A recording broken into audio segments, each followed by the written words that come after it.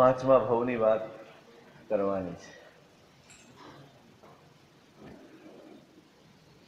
ગયા ભાવમાં કોણ હતા? ધનકુમાર અને એની પત્ની બન્યા હતા ધનશ્રી. સગા પતિ મુનિની હત્યા કરી નાખી, બાળીને ભસ્મ કરી નાખી. શું કરવું?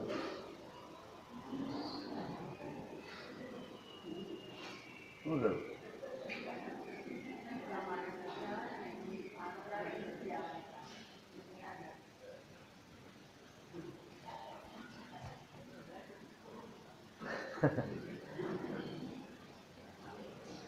સગા પતિ મુનિને બાળીને ભસ્મ કરી નાખ્યા. મનને એમ થઈ ગયું કે બસ મારી આંખનો કાંટો ચાલ્યો.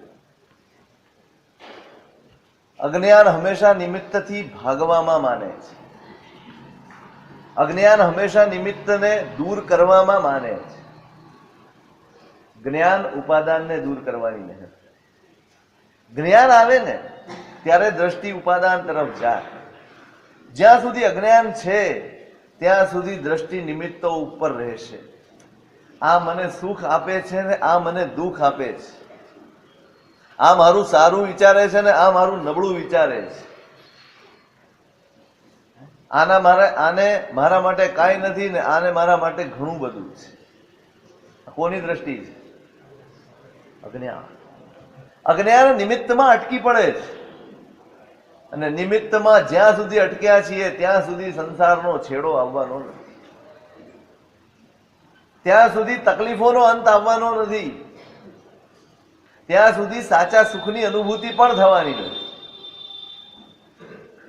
જ્યાં જ્ઞાન આવે ત્યાં દ્રષ્ટિ આગળ વધે, નિમિત્તને ભેદીને ઉપાદાન સુધી પહોંચે. એટલે જ્ઞાન અજ્ઞાન નિમિત્ત દૂર કરવાની મથામણ કરે અને પુણ્ય સુધી લઈ જાય. ક્યાં સુધી લઈ જાય? અને જ્ઞાન ઉપાદાનને દૂર કરવાની મથામણ કરે અને તમને ધર્મ સુધી લઈ જાય. ક્યાં સુધી લઈ જાય? નિમિત્તો દૂર કરવાનું સાધન પુણ્ય છે અને ઉપાદાનને દૂર કરવાનું સાધન ધર્મ છે. નિમિત્તો હજારો છે. કેટલા છે? નિમિત્તોની કોઈ જ ગણતરી નથી. ઉપાદાન કેટલા છે? ઉપાદાન એટલે સમજો છો ને? મારો શબ્દ તો સમજો છો ને પેલા કે ખાલી? હા, ઉપાદાન એટલે મૂળ કારણ. નિમિત્ત કારણો અનેક હોઈ શકે પણ મૂળ કારણ કોણ છે? આપણા સઘળાય સંસારનું મૂળ કારણ કોણ છે? એક જ. જળ એક જ હોય, ડાળ ને પાંદડા એ સેંકડો હોઈ શકે. મૂળ કારણ કોણ છે? એક જ છે, કર્મ. અને એને દૂર કરવાનું સાધન પણ એક જ છે, ધર્મ. આને બાળીને ભસ્મ કરી નાખ્યા, ગયો આંખનો કાંટો. પણ એમ અને મુનિરાજ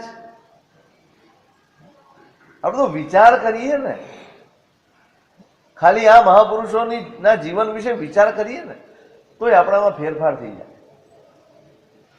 જરાક હૃદયને સ્પર્શે એ રીતે વિચાર કરીએ તો ચોક્કસ ફેરફાર થઈ જાય. એમણે આંખ સુદ્ધા નથી ખોલી. આંખ સુદ્ધા નથી ખોલી. કેમ નહીં ખોલી હોય? આટલું મન ન થાય? કોણ છે જોઈ તો લઉં. ભલે કાંઈ નથી કરવા, જોઈ લઉં ખાલી કોણ છે. પ્રમાદ. પ્રમાદ મનમાં દુર્ધ્યાન પ્રવેશી જાય. પ્રમાદ જ્યાં આવે ત્યાં મનમાં દુર્ધ્યાન પ્રવેશી જાય. તમે આંખ ખોલીને જુઓ ને એટલે સામી વ્યક્તિ કોણ છે એ દેખાય. એની સાથે કાં તો રાગ આવે કાં દ્વેષ આવે, કોઈ પણ ભાવ પેદા થયા વગર રહે.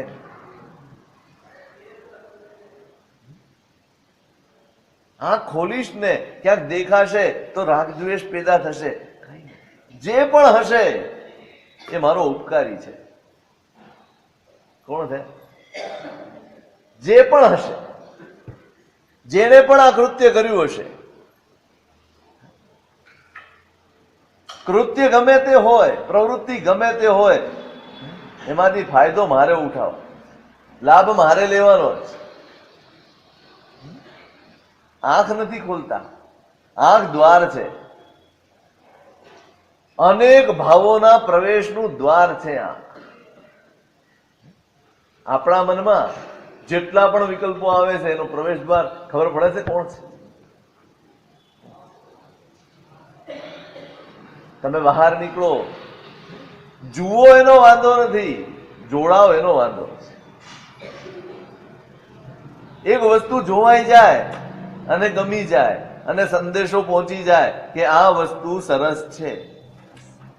શરૂઆત ગમા કે અણગમાથી થાય છે અને પરિણામ રાગ અને દ્વેષ સુધી પહોંચી જાય.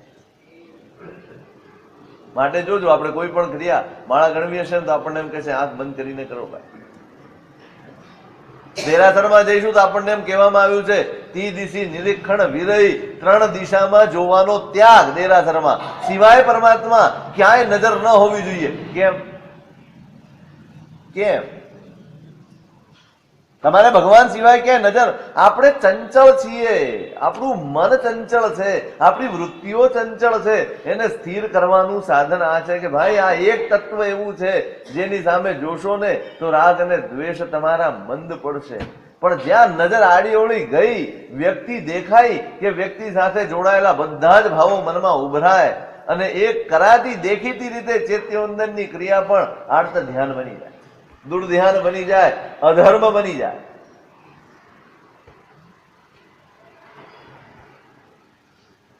ખતરનાક સાધન છે આંખો. ભગવાન કાયોત્સર્ગમાં ઉભા રહે, કઈ રીતે ઉભા રહે? બંધ કરીને નહીં, નાસાગ્ર, નાકના અગ્ર ભાગે આંખો ફેરવી હોય. ધ્યાન માટેનું સૌથી શ્રેષ્ઠ આલંબન છે. તમારી આંખો જ્યાં સ્થિર થાય ને એટલે મનના વિકલ્પો આપોઆપ શાંત પડી. મુનિરાજે આંખ પણ ન ખોલી. જે હશે તે એ મારો ઉપકારી છે. વર્ષો સુધી હું સાધના કરત અને જે કર્મો ખપવાના હશે એ બધા જ કર્મો ખપવામાં આ જે ભાગ્યશાળી છે એ મને સહાયક છે. દરેક પરિસ્થિતિ, મેં હમણાં કહ્યું હતું એક દિવસ, દરેક પરિસ્થિતિને સાધના સમજે. દરેક પરિસ્થિતિ વિકટ હોય કે ગમે તેવી પરિસ્થિતિ હોય, એને સાધના તરીકે સ્વીકારે ને ત્યારે સાધુ જીવનનો આનંદ આવે. અહીંયા અનુકૂળતા શોધવા જાય એ સાધુ જીવનનો આનંદ ખોઈ બેસે. શું શોધવા જાય? અહીં અનુકૂળતા શોધે, અહીંયા ફરિયાદ કરીએ, અહીંયા સગવડ શોધીએ તો સમજવાનું કે સાધુ જીવન હજી સમજાયું નથી, હજી સાધુ જીવનનો સાચો આસ્વાદ આવ્યો નથી. તો જ બહાર સગવડો શોધવાનું મન થાય, તો જ અનુકૂળતા માટેના વલખા મારવાનું મન થાય. અહીં તો પ્રત્યેક ઘડી, પ્રત્યેક પરિસ્થિતિ એ સાધનાની પરિસ્થિતિ છે, સાધનાની ઘડી છે અને સાધના માત્ર આનંદનું સાધન છે. શેનું? આનંદનું સાધન. અહીંયા એમને દેખાય છે કે આ ભાગ્યશાળી નિમિત્ત છે, મારા માટે તો મોટો ઉપકારી છે, કર્મનો ક્ષય કરી નાખે.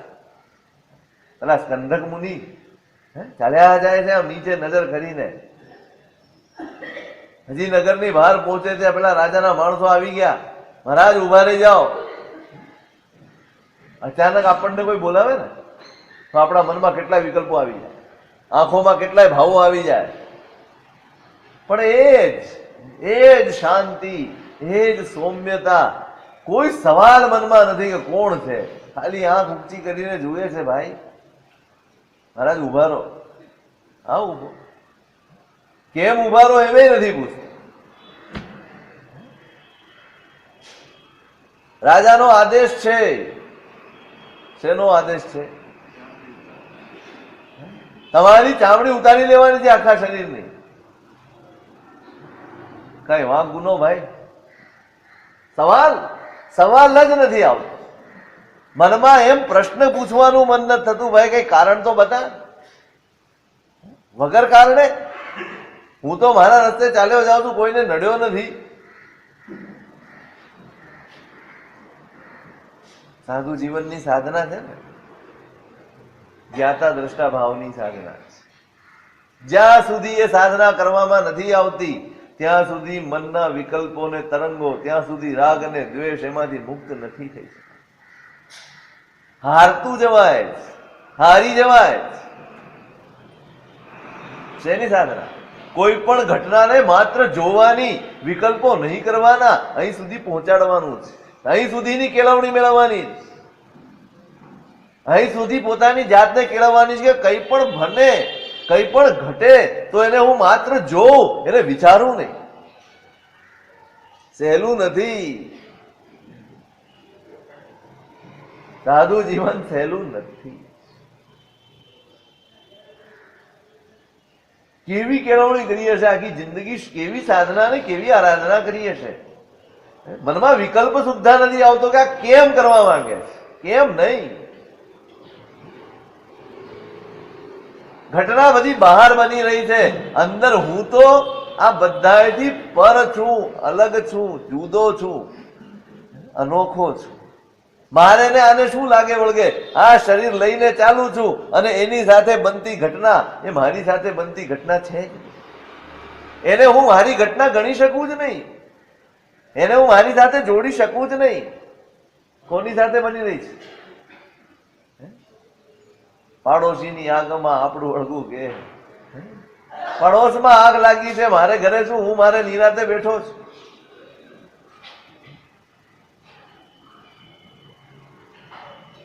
ચાવડી ઉતારવાની છે, હાલ ભાઈ ક્યાં ઉભો રહો, તું કેમ કરું બોલ, તને કેવી રીતે અનુકૂળ પડશે? શું સવાલ પૂછે છે યાર, કમાલ. તને કઈ રીતે અનુકૂળ પડશે ભાઈ? હું ઉભો રહું તો અનુકૂળ પડશે, બેસું તો અનુકૂળ પડે, સુઈ જાઉં તો અનુકૂળ પડે, તું કે તે રીતે. કીર્તિભાઈ ક્યારે આવતું હશે? ગજબ, કલ્પી ન શકાય આવી ક્ષમતા. આપણે અહીં સુધી કદાચ ન પહોંચીએ પણ કાંઈક એકાદો અંશ ભીંજાઈ જવાય મહાપુરુષોને વિચારી. તમને કેમ અનુકૂળ પડે બતાડી દે ને. ત્યાંય ઉપકાર લાગે. વર્ષો સુધી સાધુચર્યા પાળી હોત, આરાધના કરી હોત, સાધના કરી હોત અને જે કર્મ ખપાવ્યા હોત, આ બે ઘડીમાં આ જીવ મારા મને સહાય કરવા આવ્યો. શું કરવા? કર્મ ખપાવવામાં સહાય કરવા આવ્યો છે. આને તો ઉપકારની દ્રષ્ટિએ જોવાનો.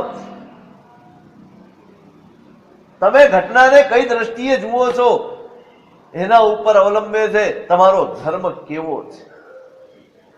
આપણા હૈયામાં ધર્મ કેટલો પ્રતિષ્ઠિત છે ને એ આપણી પ્રતિક્રિયા ઉપરથી ખબર પડે છે, આપણી ક્રિયા ઉપરથી નહીં. હું 10 સામાયિક કરતો હોઉં, હું 2 કલાક સુધી દેરાસરમાં મંડ્યો રહ્યો તો હોઉં, બધું જ કરતો હોઉં, ઉપાશ્રયોમાં બેસી રહેતો હોઉં, વ્યાખ્યાન સાંભળતો હોઉં, ક્રિયાઓથી નહીં મારી પ્રતિક્રિયાઓ બતાડે છે કે ધર્મ મારા હૃદયમાં ક્યાં સુધી પ્રતિષ્ઠિત થયેલો, કેટલો અંદર ઉતરેલો છે. અંદર જ્યાં ધર્મની પ્રતિષ્ઠા થાય ને પ્રતિક્રિયાઓ બદલાઈ જાય. શું બદલાઈ જાય? પ્રતિક્રિયા બદલાઈ જાય. આ પ્રતિક્રિયા છે. ધર્મની કસોટી અહીંયા છે, અહીંયા છે. આવી ઘડી આવે જ્યારે તમને વગર વાંકે કોઈ કનડવા પ્રયત્ન કરે છે, કોઈ પીડા આપવા પ્રયત્ન કરે છે અને તે વખતે પણ તમારા મનમાં એના પ્રત્યે દુર્ભાવ નથી આવતો. એ ધર્મ સિદ્ધ થયાની ક્ષણો છે. કઈ ક્ષણો છે? ધર્મ સિદ્ધ થયાની ક્ષણ છે. અહીં ધર્મમુનિને પણ આ તો ઉપકારી છે, જે પણ હશે આંખ નથી ખોલી, જોવું જ નથી કોણ છે. ક્યાંય જરાક આટલો પ્રમાદ, આંખ ખોલવાનો પ્રમાદ જો મારા મનમાં એકાદ નબળો ભાવ પ્રવેશ કરાવી દેશે ને તો આટલા વર્ષોની મારી સાધના ધૂળધાણી થઈ જશે અને એ મને મંજૂર. ધર્મ વેડફવો પાલવે એમ જ નથી. માંડ માંડ અવસર મળતો હોય છે. શુભ ભાવની આપણી મૂડી છે આપણી પાસે પણ કેટલી કેટલી અને કેટલી વેડફાઈ જાય છે. જતન કરીને રાખવાની છે મૂડીને, સાચવવાની છે મૂડીને. જરાક પ્રમાદ ધર્મ ધોઈ નાખે.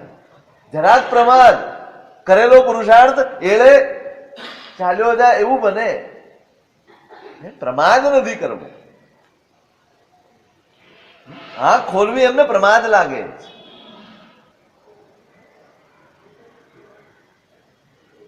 ન ખોલ્યા, શુભ ભાવોની ધારામાં ચડી ગયા, અંદર ઉતરી ગયા.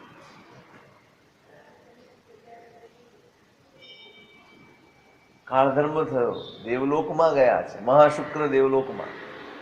અને ત્યાંથી કાકંદી નામની નગરી છે, સુરતેજ નામના રાજા છે અને લીલાવતી એમના રાણી છે. એમના ગર્ભમાં આવ્યા છે. પૂર્ણ ચંદ્રને મોઢામાં પ્રવેશ કરતા સ્વપ્નમાં એમણે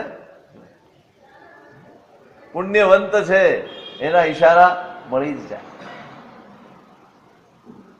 યોગ્ય કાળે જન્મ થયો, મહિનો માસ વીત્યો અને એનું નામકરણ થયું જય. જયકુમાર એવું નામ. રાજકુળમાં જન્મ્યો છે, પુણ્ય લઈને આવ્યા છે એટલે બધું જ સગવડો વચ્ચે વધી રહ્યા છે. બધી જ સગવડો એની વચ્ચે મોટા થઈ રહ્યા છે. યુવાની આવી અને કળા વગેરે બધો અભ્યાસ એમનો પરિપૂર્ણ.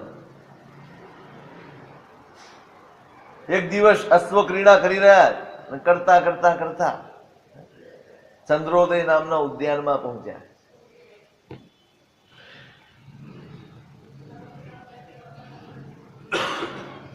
અને ત્યાં સનતકુમાર નામના આચાર્ય ભગવાન પોતાના શિષ્યો સાથે બિરાજમાન. પુણ્ય એવું ભેગું કરજો, પુણ્ય એવું મેળવજો કે જે તમને તમારા હિત તરફ દોરી જાય, તમારા કલ્યાણ તરફ તમને લઈ જાય. કેવું પુણ્ય કેળવવું?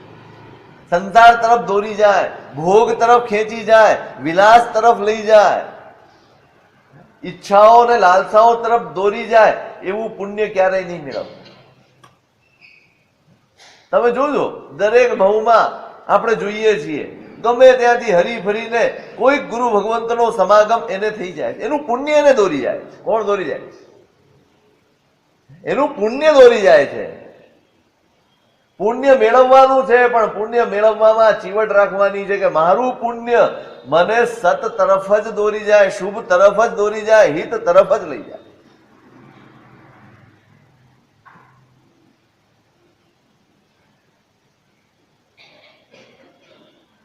એવું પુણ્ય જે સંસાર તરફ દોરી જશે ને ડૂબાડી જશે.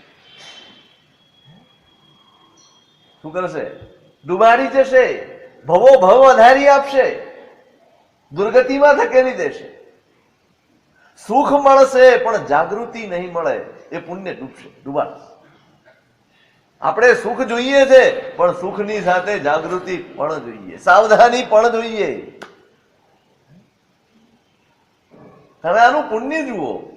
ગુણસેને આવું પુણ્ય કેળવ્યું છે જે એને ભવો ભવમાં એને સત તરફ દોરી ગયું, શુભ તરફ લઈ ગયું, એનું હિત થાય એવી જગ્યાએ લઈ ગયું.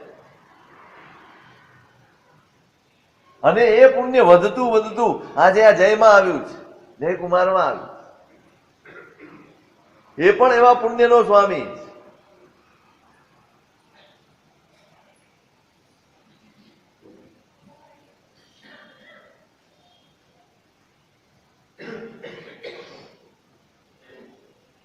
અહીંયા શબ્દો લખ્યા છે, પૂર્વ ભવ ભાવનાઓય અથી સે ધમ્મ ચરણમ્મી અણુરાવ.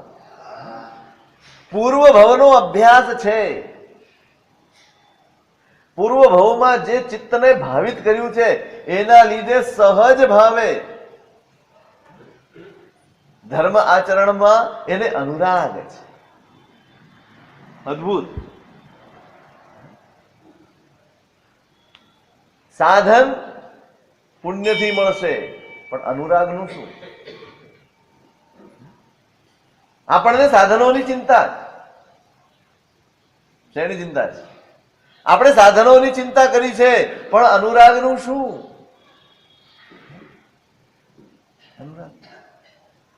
ભવો ભવ તુમ ચરણોની, હું તો માંગુ છું દેવાજી દેવા. જોઈએ છે ને? કેમ કેમ જોઈએ છે? ભવો ભવ આ શાસન મળો, ભવો ભવ દેવ ગુરુને ધર્મ મળો, બધી જ પ્રાર્થના આપણી સાચી, પણ આ બધું સાધન માટેની પ્રાર્થનાઓ છે. તેના માટેની પ્રાર્થના, દેવ હોય, ગુરુ હોય, ધર્મ હોય, આ બધું જ ધર્મ સ્થાનકો હોય, આર્ય દેશ હોય, આર્ય કુળ હોય, આ બધું જ શું છે? માત્ર સાધનો. આપણને સાધનોની ચિંતા છે, પણ અનુરાગનું શું? આપણે અનુરાગ કેળવ્યો, સાધનો મેળવ્યા. આજે પણ કયું સાધન આપણી પાસે નથી? કયું સાધન જેનાથી આપણા આત્માનું હિત થાય, આપણા આત્માનું કલ્યાણ થાય, એવું કયું સાધન આપણી પાસે નથી? બધા જ સાધનો ઉપલબ્ધ છે. ખૂટે છે શું? અનુરાગ ખૂટે છે. સાધન મેળવી લીધા, પણ એના પ્રત્યેનો અનુરાગ ક્યાં કેળવાયો છે? અનુરાગ નથી કેળવાયો. અહીંયા જોજો શું લખ્યું છે? પૂર્વ ભાવની ભાવનાઓ એવી ભાવિત કરેલી છે, ચિત્તને એવું ભાવિત કર્યું છે, સહજ અનુરાગ છે એને. ધર્મ આચરણમાં અનુરાગ છે એનો. અનુરાગ મૂડી છે આપણી. શું છે? મૂડી છે આપણી પાસે. બીજું નથી, કશું જ નથી. ઉત્કૃષ્ટ તપ નથી, ઉત્કૃષ્ટ સાધના નથી, અપ્રમાદ નથી, કાંઈ જ નથી આપણી પાસે. તો શેનાથી તરશું? શેનાથી તરશું? આપણી પાસે સાધન શું છે? આટલા બધા વિષમ કાળમાં આપણે જન્મ્યા છીએ, નબળા પુણ્યના સ્વામી છીએ, બધી જ વસ્તુ આપણી પાસે નબળી છે. બસ એક જ વસ્તુ સબળી છે. શું છે? શું સબળું છે આપણું?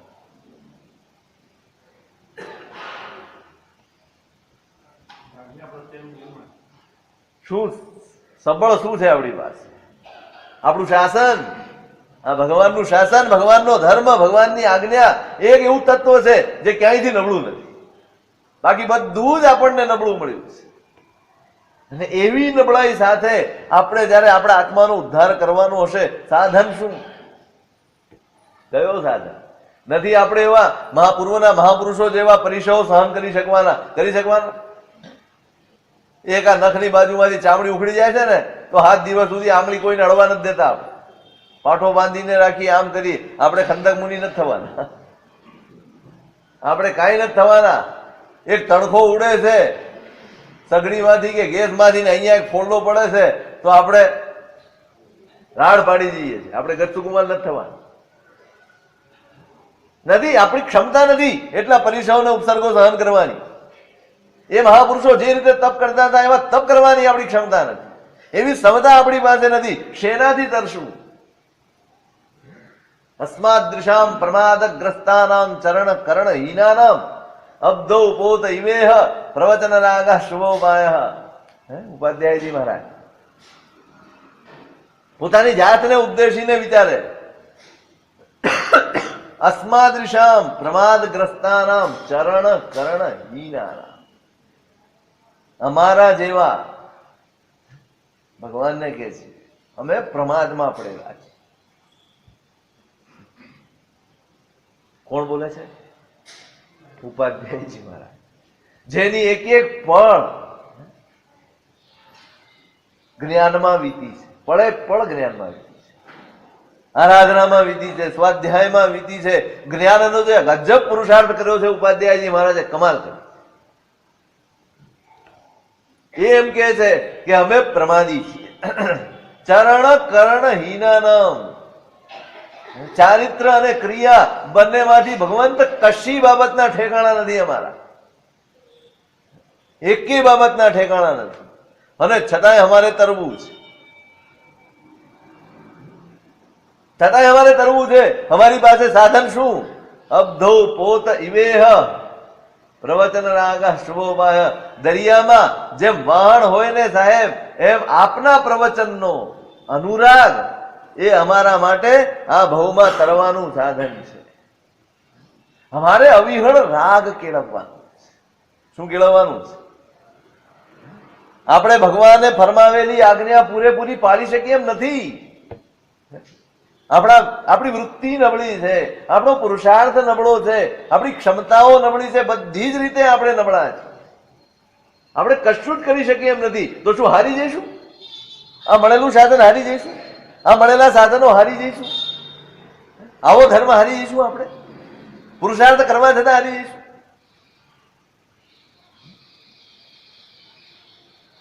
ઉત્કૃષ્ટ કરી શકાય તો જ કરવાનું ના, થાય એટલું કરો, પણ અનુરાગ, પણ એના પ્રત્યેનો રાગ એને અવિહળ રાખો, અખંડ રાખો. કેવો રાખવાનો છે? આ જ સાચું છે, આ જ કરવા જેવું છે. જે ભગવાનની આજ્ઞા છે, જે ભગવાનનું પ્રવચન છે, એના સિવાય દુનિયામાં ક્યાંય સત્ય છે જ. આપણી કરાતી દરેક પ્રવૃત્તિ, જ્યાં પ્રવચનનો રાગ આવશે ને, સંસારનો રાગ ઓછો થઈ જશે. એક જ રાગ ટકી શકે. આ પ્રવચનનો રાગ ટકે, આ સંસારનો રાગ ટકે. બંનેને તમે સામેલ ન કરી શકો. અવિહળ રાગ ભગવાનના પ્રવચન ઉપર આવી જાય, ભગવાનના વચનો ઉપર આવી જાય, ભગવાનના શાસન ઉપર આવી જાય, સંસારનો રાગ ટકે કઈ રીતે? તમને પડે એમ થાય આ ખોટું છે, આ ખોટું છે, આ ખોટું છે. બધા રાગ છે. પ્રવચન રાગ શું છે? શું છે પ્રવચન? આગમ સામે રાખીને પ્રદક્ષિણા દઈ દેવી ખમાસણા નહીં. પ્રત્યેક પળે દરેક ક્રિયામાં તમને ખોટાનું ભાન થાય અને છોડવાનું ભાન થાય. ને આ છોડવા જેવું છે ને છોડવું જ છે. હા, પ્રવચન. તુજ વચન રાગ સુખ આગળે, નવી ગણું સુર નર શર્મ રે. કોડી જો કપટ કોઈ દાખવે, નવી તજુ તોય તુજ ધર્મ રે. સ્વામી સી મન ધરા તું જય. 125 ગાથાનું સવાર. તુજ વચન રાગ સુખ આગળે. ભગવાન આપના પ્રવચન પરનો જે રાગ છે ને, એનાથી જે સુખ મળે છે, જે આત્મામાં સુખ ઉત્પન્ન થયો છે, એની આગળ કોઈ મને એમ કે તું આ છોડી દે, તને દેવલોકના સુખ આપું, તો મારે જોઈતા? નવી ગણું સુર નર શર્મ રે. મનુષ્ય ભવના હોય કે દેવલોકના ઉત્કૃષ્ટ કોટીના સુખ પણ જો મારી આગળ કોઈ લાવીને ખડકે, તો તમારા વચનના રાગ જેવું સુખ મને આમાંથી દેખાતું? કોડી જો કપટ કોઈ દાખવે, ગમે તેવું કપટ કરે, નવી તજુ તોય તુજે ધર્મ રે. ભગવાન, તોય તમારો ધર્મ હું છોડીશ.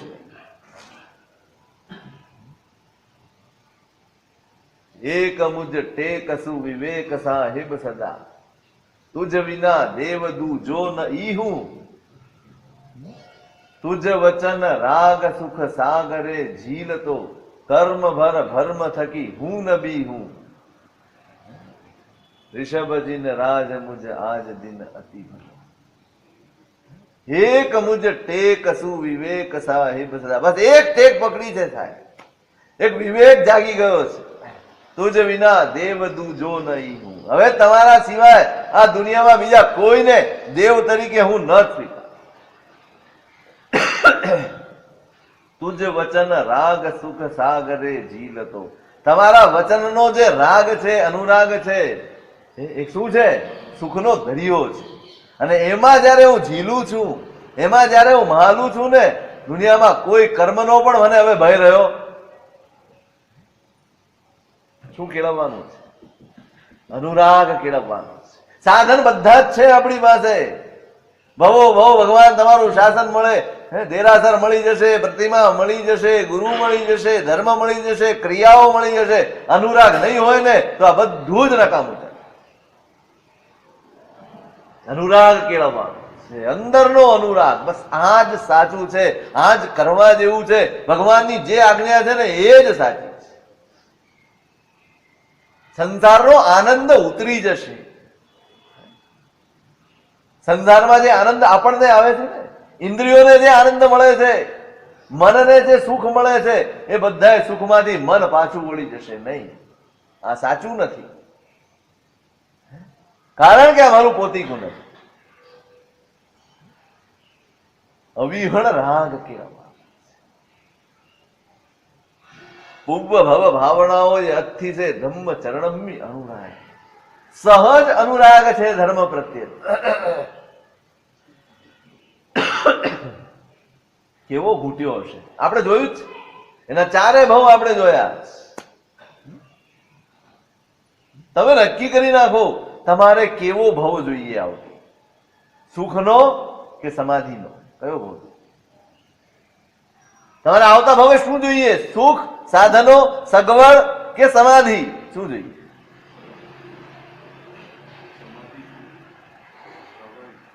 સ્વાભાવિક છે. આજે પ્રેક્ટિસ કરો, આજથી પ્રેક્ટિસ કરો. આવતા ભાવમાં જે જોઈએ એ આ ભાવમાં ઘૂંટવા પડશે. અહીંયા નહીં કેળવ્યું હોય, તમે એમ નહીં માનતા કે દેવગુરુ ધર્મ મળશે તો સમાધિ મળી જશે. આવી ભ્રમણા ક્યારે રાખતા નહીં. ઉપાશ્રય મળી જશે, દેવ મળશે, ઉધેરાસર મળી જશે. સમાધિ, સમાધિ મારે જ કેળવવાની છે. સાધન આ જ, સાધન આ જ છે, જુદા નથી. સમાધિના સાધન આ જ છે. પણ મેં આજે નહીં કેળવી હોય તો આવતા ભાવમાં શું મળશે?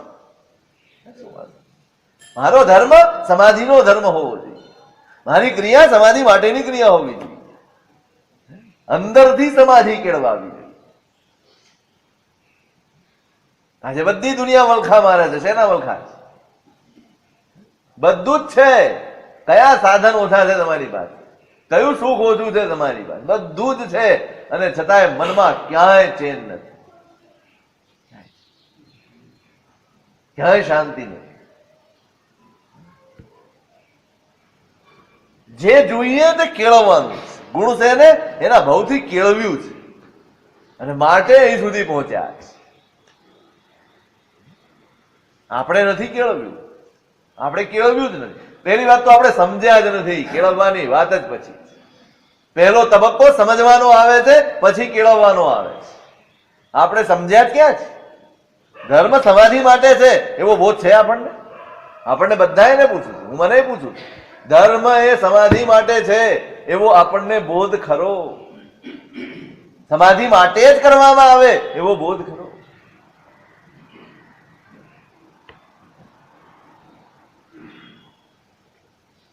પૂર્વ ભાવમાં કેવું ઘૂંટ્યું છે એને, કેવું આરાધ્યું છે એને, અને એના પરિભાગે અહીંયા પણ રાજકુળમાં જન્મ છે ને, છતાં એ રાજકુળના વૈભવો એને સ્પર્શતા નથી. તમે કયા વાતાવરણમાં ઉતરો છો એ બહુ મહત્વનું નથી. તમારા અંદરનું વાતાવરણ જો સાબુત હશે ને તો બહારનું ગમે તેટલો વૈભવ હશે તમને ક્યાંય સ્પર્શશે.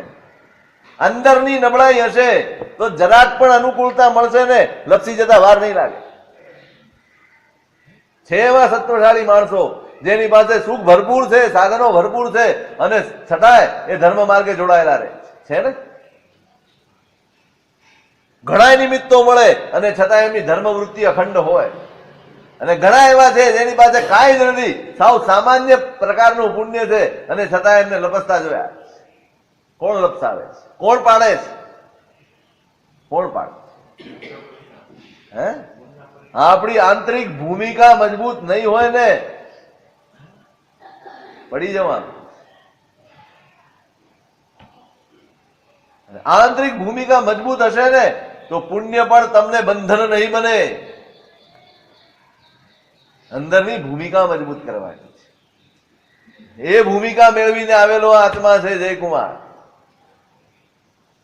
અશ્વ ક્રીડા કરતા કરતા ઉદ્યાનમાં પહોંચી ગયા.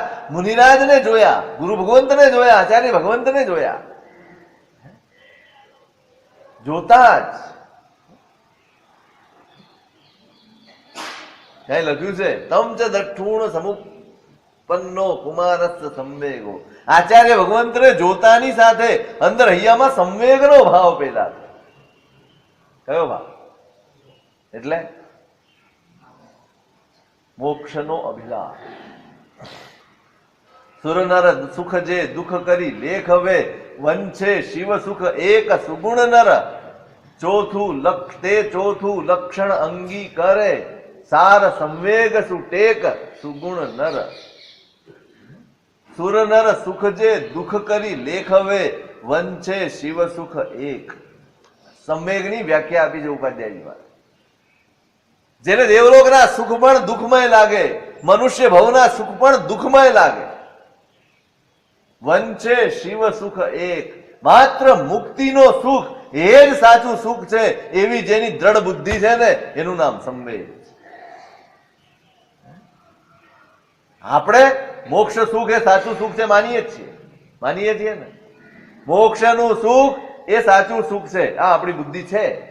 પણ મોક્ષનું સુખ એ જ સાચું સુખ છે એવું માનીએ કે સંસારના સુખમાં હજી સુખ લાગે, સુખની બુદ્ધિ થાય. સંસારના કોઈ પણ સુખમાં જ્યાં સુધી સુખની બુદ્ધિ છે ત્યાં સુધી સંવેગ નથી. મોક્ષનું સુખ, મુક્તિનું સુખ એ જ સાચું સુખ. આ બધા દુઃખરૂપ છે, કારણ પરિણામ દુઃખ છે. કારણ આનું પરિણામ દુઃખ છે. માટે બધા હે છે, છોડવા યોગ્ય છે, ત્યાગવા યોગ્ય છે. સંવેગ ઉત્પન્ન થયો છે. આચાર્ય, તમે વિચારો, એ ગુરુ ભગવંતની સાધના કેવી હશે? એ આચાર્ય ભગવંતની સાધના કેવી હશે? એમને જોયા અને જોયા માત્રથી એના હૈયામાં સંવેગ પેદા થયો. આ કઈ નાની સૂની ઘટના નથી. એક એક ચિત્તનો અંશ સંવેગ ભાવથી ભાવિત હશે ને, ત્યારે આવો સામે પરિણામ આવે. એમને એમ નથી ઉત્પન્ન. સાધનાથી પોતાની સમગ્ર ચેતનાને એવી ભાવિત કરી હોય સંવેગ ભાવથી, એમની એક એક ક્રિયામાંથી, એમની એક એક ચેષ્ટામાંથી સંવેગનો ભાવ ઉછળતો જોવા. આ સાધનાનો પરિપાક છે, પુણ્યનો પરિપાક નથી. પુણ્ય આકર્ષણ જન્માવી શકે, સાધના અહોભાવ જન્માવે. પુણ્યવંતને જોઈએ ને, આકર્ષણ થાય, આકર્ષણ. પણ સાધના અહોભાવ પેદા કરે. અહીંયા અહોભાવ પેદા થયો છે. પુણ્ય છે, પણ પુણ્ય સાધનાથી મઢેલું છે, સાધનાથી રસાયેલું છે, સાધનાની કસોટીએ ચડેલું પુણ્ય છે.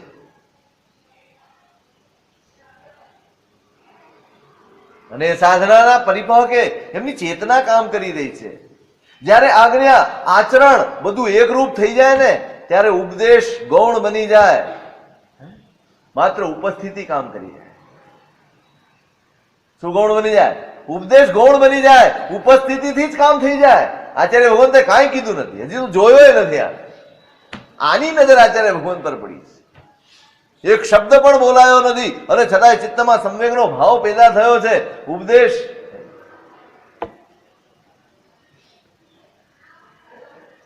પોતાની ચેતનાને સાધનાથી એટલી ભાવિત કરે આ મહાપુરુષો કે પછી માત્ર વિચરે. આપણે ભગવાન વિશે વિચાર્યું હતું હમણાં 2 દિવસ.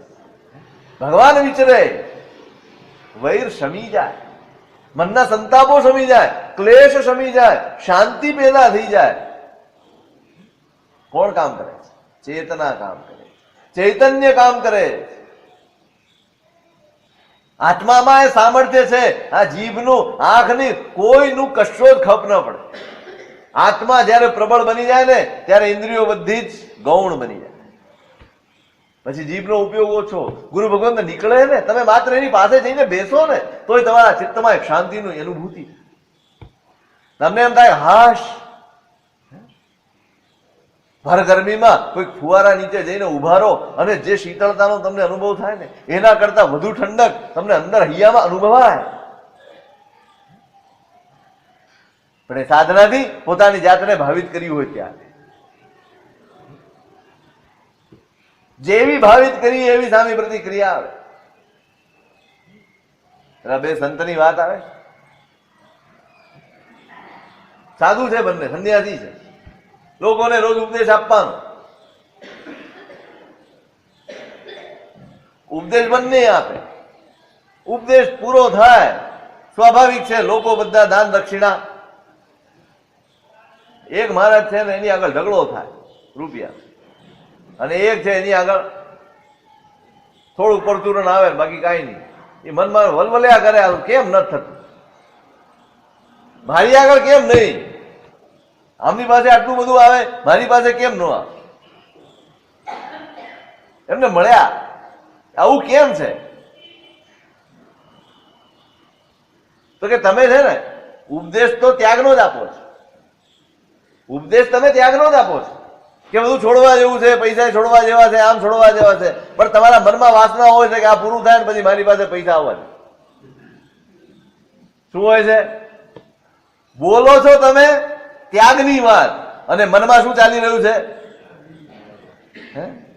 મેળવવાની, રાગની વાત ચાલી રહી છે કે ભાઈ આ પૂરું થાય એટલે બધા મારી આગળ. એટલે તમારા મનમાં જે આસક્તિ છે ને, પકડ છે, એવી પકડ લોક શ્રોતાઓના મનમાં પણ પેદા થાય, એને છોડવાનું મન નથી.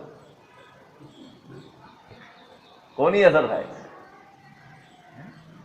શબ્દોની નહીં, ભાવોની અસર હોય. શબ્દોની અસર નથી હોતી. અહીંયા આચાર્ય ભગવંતની સાધના એવી હશે, એમને જોયા અને જોયા માત્રથી એના હૈયામાં સંવેગ પેદા થયો, મોક્ષનો અભિલાષ પેદા થયો. મનમાં વિચારે છે, અહોણું ખલુ ઈસો એસ સંસારો જેણ એવમ વિયેહિમ્પી સુરલોય દુલ્લહેહિમ અજત્ત સંપજ્જંત સયલ મણો હરે રહેહિમ મહાપુરુષેહિમ પરિચત્તુ. આવા મહાપુરુષો દેવલોકમાં દુર્લભ હોય એવા આ મહાપુરુષો,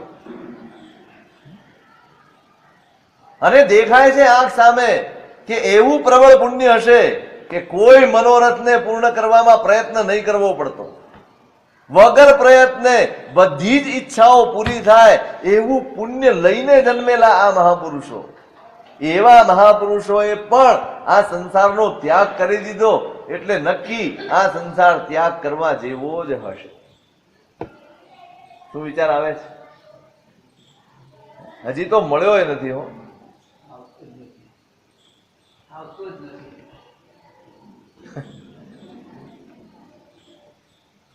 આપણને દુઃખ આવે ને તોય ઘણું, આપણા મનમાં આવા પરિણામ નથી જાગતા ને, એનો એક ખેદ અફસોસ પણ આવે ને તોય ઘણું.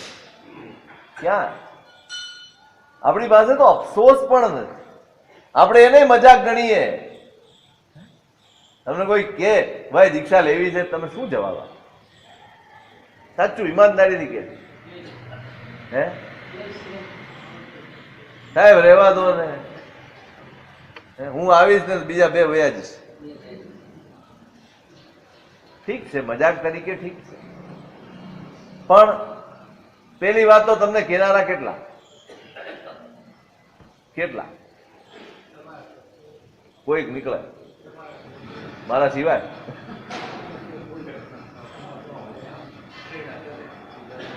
ના ના, તમને પર્સનલ તમે ગયા હો અને તમને પૂછ્યું હોય, તમને આમ હૈયામાં હલચલ ના મચી જાય? તમે કમાતા ધમાતા હો, તમારી ઘરમાં ગાડી હોય, તમારી ક્ષમતા હોય, અને કોઈ તમને ખાલી પૂછી લે ને, ભલા માણસ પેલી ગાડી ના લીધી, ખાલી આટલું જ પૂછી લે ને તમને ઠેર સુધી ચચરે એમને. ચાલો કેવું હમલાવી ગયો મને. તમારા ઘરે કોઈ મહેમાન, હજી આ ટીવી વાપરો તમે, કેટલા દિવસ લાગે બદલવા? કેટલા દિવસ લાગે કૌશલભાઈ?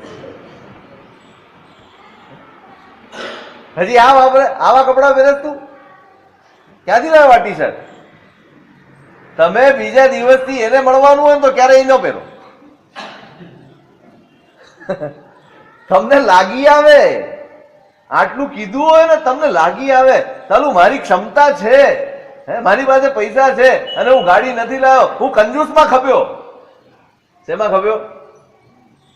હવે તો લોન થી મળે છે, હપ્તાથી મળે છે, લઈ લે ને યાર, ભલા માણસ શું આમ કરે કંજૂસ?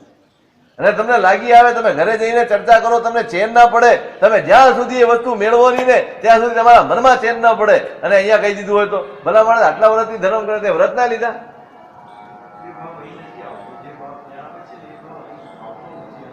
એ આપણી કેળવણી છે, આપણે આપણા મનને એ રીતે તૈયાર કર્યું. અને આજે પણ આપણે જાગૃત નથી એ કરવા માટે. આપણને ચચરે પણ નહીં, મને મન પણ ન થાય, મને અભિલાષા પણ ન થાય, એક વાર આખા દિવસમાં યાદ પણ ન આવે. પેલો તો હજી ગુરુ ભગવાન પાસે ગયો નથી, દૂરથી ઉભો ઉભો જ વિચારે છે નક્કી આ સંસાર છોડવા જેવો જ છે. નહીતર આ મહાપુરુષો જેની ઈચ્છા વગર પ્રયત્ને સફળ થઈ રહી છે, એવું પુણ્ય લઈને અવતરેલા છે, એ લોકો પણ જો આ સંસાર છોડી દેતા હોય તો આ સંસારમાં ખરેખર રહેવા જેવું. નહીતર પોતે પુણ્યશાળી છે, પોતે રાજકુમાર છે, પુણ્ય લઈને આવેલો છે, અને છતાં એને એમ ન થયું કે સંસાર ભોગવવા જેવો છે, સંસારમાં રહેવા જેવું છે. હજારો લોકોને જોયા હશે એને પણ, જે સંસારમાં છે અને સુખ ભોગવી રહ્યા છે, પુણ્ય ભોગવી રહ્યા છે, તો એને એમ ન થયું કે સંસાર સુખ ભોગવવા જેવું છે, કે સંસારમાં રહેવા જેવું છે. પણ સાધુ ભગવંતને જોયા, ગુરુ ભગવંતને જોયા અને એમ થયું કે સંસાર છોડવા જેવું.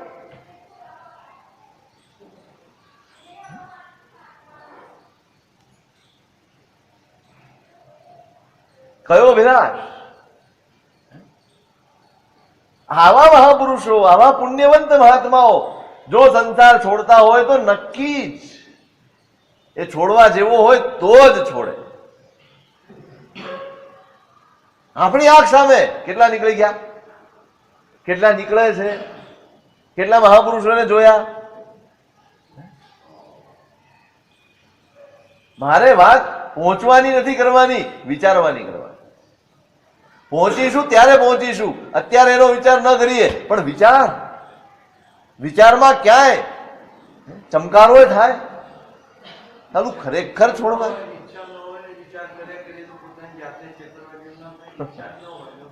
સમજતા આખો દિવસ જાતને છેતરતા જોઈએ. કઈ જાતને આપણે ન્યાય આપીએ છીએ? ઈચ્છા ન હોય, ઈચ્છા પેદા કરવાની છે. શેનાથી થશે? શેનાથી થશે?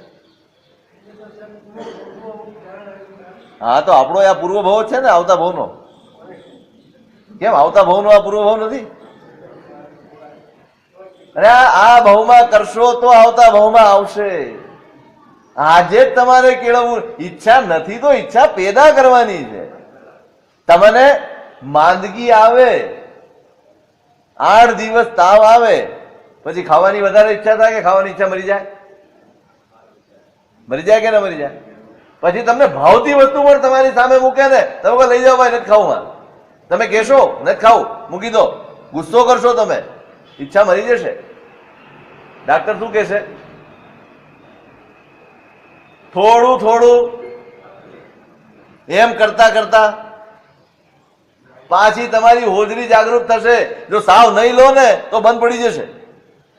થોડું થોડું ભાવે કે ન ભાવે, મન થાય કે ન થાય, થોડું થોડું હળવો ખોરાક નાખતા રહો તો તમારી પાછી ઈચ્છા જાગૃત. એ જ તો અમે કહીએ, થોડો થોડો ધર્મ કરતા રહો, મન થાય કે ન થાય, ઈચ્છા થાય કે ઈચ્છાને નહીં પ્રાધાન્ય આપો. સાહેબ ઘણા લોકો એમ કે સાહેબ મન થાય ને નિરાશા થઈએ તો મજા આવે. હવે તારું મન ક્યારે થવાનું નથી નક્કી. મન થવા માટે જવાનું છે. અત્યારે આપણે જે ધર્મ કરીએ છીએ ને, એ ધર્મનો ભાવ પેદા કરવા માટે કરીએ છીએ, ધર્મ નથી કરતા.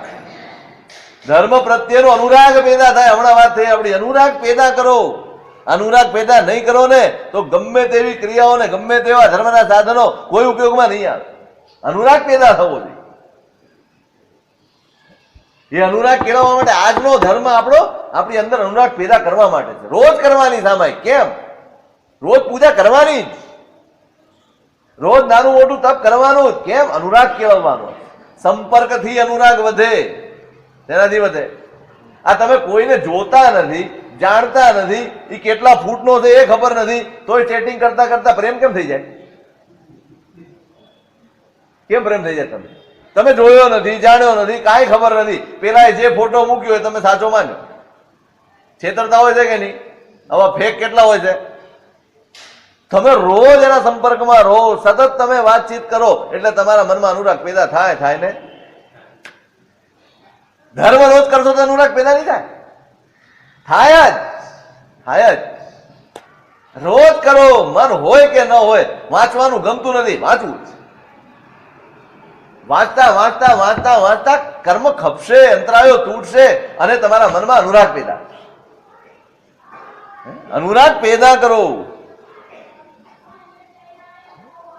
ગુરુ ભગવંતને જોયા, એને થયું કે ના, નક્કી સંસાર છોડવા જેવો છે, હું જાઉં અને એમને મળું,